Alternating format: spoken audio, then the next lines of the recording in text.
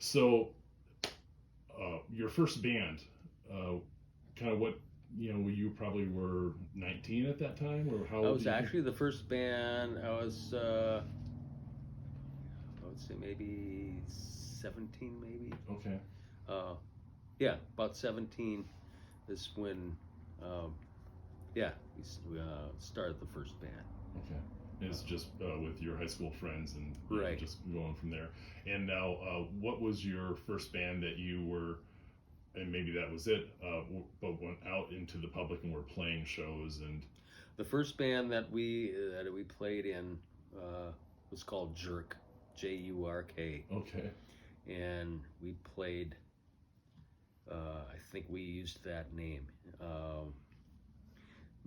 Easter Seals would have, they call it Walk for Development, okay, and people would walk these miles and stuff, and there was checkpoints there where they could rest and stuff, and yeah, they would hire people to play. yeah. And we played there, and the Easter in front of the Easter Seals building, which is now Keller Hearth and Oh, Home. okay, yep, There, okay, yeah, that was the first time we ever performed, and I thought I was going to be real nervous, but I ended up not being. So okay. that was the first thing. Yeah. And you probably have pretty good memories because that was the first time you played in public, I'm guessing. Yep, that was the first time. Do you know, like how many songs you maybe had, or did you have like one or two sets that you recall, or like, hey, they're gonna move on to the rest of their walk-in, so we just need to get like 7 songs down before they move Yeah, on. and I don't remember how many songs we had. We didn't even have a PA system. We had to borrow a PA system, Okay. that type of thing. My brother was into equipment. And he still is. My second oldest brother has a huge collection of guitars, and Oh wow. anyway, but he would buy amps and stuff like that, and almost help outfit the band. Oh wow. And Okay. so we had our own amps and stuff like that. Nice. And but yeah, I would say, I don't know, maybe half an hour's worth of songs or something like Sure. that. Okay. Yep. But Now, do you remember, with the Silvertone and then the first Gibson that you had? What about amplifiers? Back then it was just all tube. It's all you really had available yeah, to I you. was So yeah, what at did that you? time.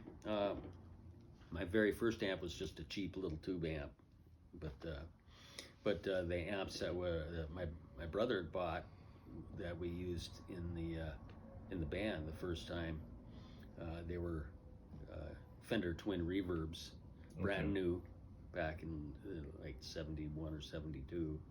72, yeah, they were brand new in 72.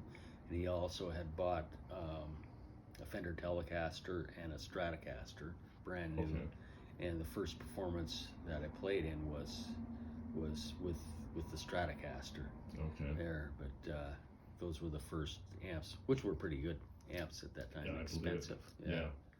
And but um, I'm grateful to him that he helped us get going, stuff Right. like that. So Yeah, that's certainly a huge benefit. Now, after you did that Easter Seals thing, and you're like, wow, we're a band, we're playing, and we did this performance. How did that continue to kind of snowball and grow with that band, or did you decide after a while that you needed to be in a different kind of band? no, we kept on going for quite a while. The drummer that we had at the time um, quit, and he's an old classmate of mine that I graduated. I mean, we all kind of graduated together, except for Mm-hmm. one of the younger brothers. Anyway, um, then we had a friend that was a guitar player, a musician, and he bought himself a cheap drum set and learned how to play. Wow. And Okay. actually, I listen to stuff now, and we've got old clips and stuff like that, and old recordings, and he wasn't bad at all Okay. for not playing much. And but we just kind of would fish around and try to find places to play and different things. And we started playing at better places, and it's hard to remember where we played after the communities, or not community center, Easter Seals thing. But we would get into um, like we'd play over Mandan at, they had a hall over there. It was almost like a memorial building over there. I can't remember what they called it, but we got into that type of thing, and then we started getting, advancing our equipment even more to our music, genre and type of thing, and then Rick Berge started booking us, and so we got into some other places like proms and things like that, and a lot of the music that we did was, I suppose, considered more of a progressive type rock. That we wrote most of our stuff. We did some cover songs too, Sure. But and we would play some for some proms and things like that, which we didn't fit in that well with. Sure. Because a lot of the stuff we did wasn't very danceable. Yeah, okay. But then we got into, like, Mandan Community Center used to have not Battle of the Bands, but they just had different bands. There was a band called Spice and the Other Side, and us. At that, we had changed our name a couple times. We went from Jerk to Antelope Freeway. Okay. Then from Antelope Freeway, we changed that to Axis, and that's kind of where we started getting some better gigs, was with the Axis name. Okay. So we were playing things like that, and kind of the glitter rock type thing. Okay. Yeah, and I think people nowadays don't really have a great understanding of how local bands drove the social scene and the events that are out there versus like you were talking about proms and other gatherings where maybe starting in the late 80s, 90s, and 2000s and on, it was just like if you have a DJ that's just going to go and play a song, and so then you can hear the artist who actually wrote that versus having what would be more considered that entertainment that a band would present is through their performance. So I mean, do you want to talk about how that that really kind of impacted the early times and how that changed as it went? Changed, yeah. It was like in the later 70s it started changing, where the disco era came in. And that, we hated disco, and it just kind of we were getting less and less gigs and stuff like that, and finally we disbanded, and after that, in the very late 70s, very early 80s, I was in a band for a short time, and some real fine musicians, and then but we had split away from the original band members, and one of them moved to Fargo, and the three other brothers, or the two of the three brothers that were in Axis, moved to a kind of more of a top 40 band, and they were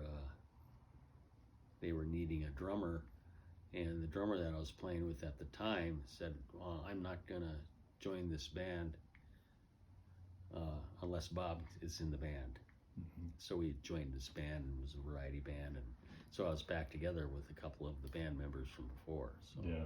Now the brothers that you mentioned, what instruments did they play? Well, it was the Stark boys. It was Rick Stark and Ron Stark. They were twins. They were my age. Graduated with them. Ron sang and was actual bass player. And Rick sang and played rhythm guitar, left-handed. And Kurt Stark, which was an earlier member in Axis, had quit the band when Axis. But yeah, the Stark boys, the three of them when they sang harmonies, just doing folk songs and stuff like that, it was like Beatles stuff. I mean, those guys could sing. Mm-hmm. And I listened to Rick Stark was the lead vocalist, and I listened to some tracks that we have of Axis back in the 70s, and he still gives me goosebumps. Yeah. And he was an amazing singer. Yeah. And yeah. So, yeah, I was just thinking of, at trying to, get a little bit more information about that, to be like, is this going to be one of those kind of Van Halen brother kind of things where it's like, because they are brothers and they spent all those years before Van Halen even came around just playing and bonding and becoming musicians before their big break ever occurred. Is this going to be like that? And it sounds like it is that they probably spent a lot of time really putting it together. They did.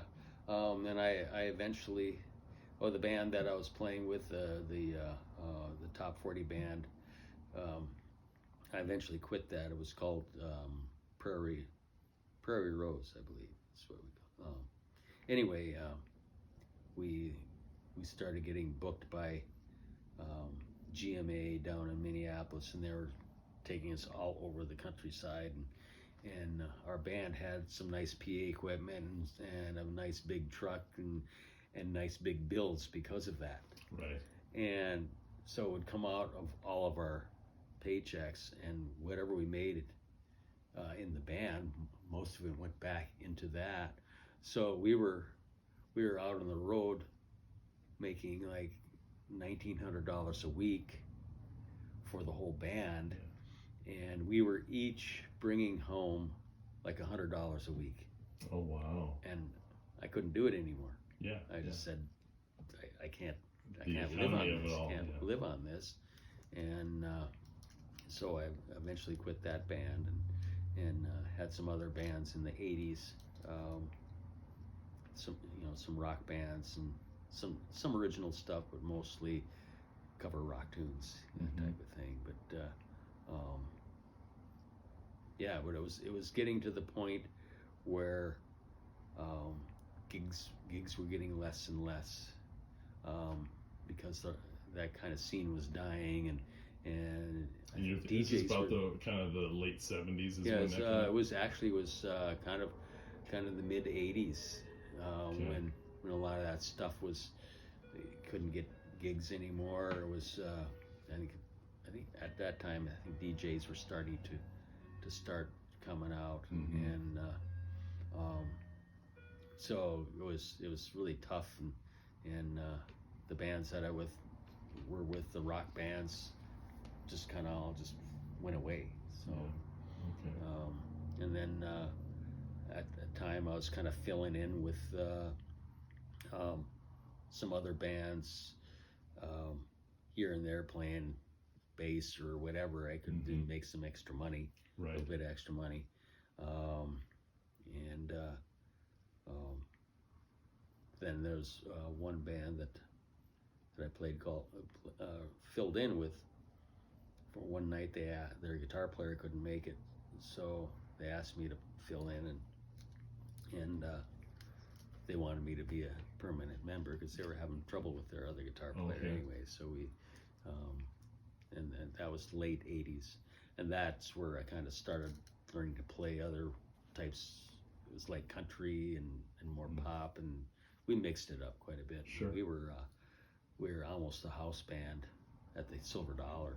Okay. For quite a few years. Wow. Until we disbanded, and it's very early 90s, about like 1991 or something like that.